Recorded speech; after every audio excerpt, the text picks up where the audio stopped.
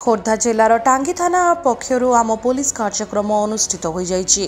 टांगी थाना निरीक्षक दिग्विजय विश्वाल अध्यक्षतार आयोजित आम पुलिस कार्यक्रम में सांबादिक और टांगी थाना अंचल में समस्त पंचायतर सरपंच माने उपस्थित रही निज निजर मतामत देवा सहित आईन श्रृंखला रक्षा करने अधिक कौन पदक्षेप निपर से उपरे मत व्यक्त रखिते।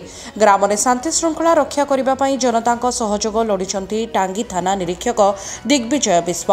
समस्त मतामत और प्रतिक्रिया पर टांगी थाना पुलिस तार कार्यधारा प्रक्रिया को त्वरान्वित करने आईन श्रृंखला व्यवस्था को कड़ाकड़ी कराजिबो बोली टांगी थाना निरीक्षक कहिसंती।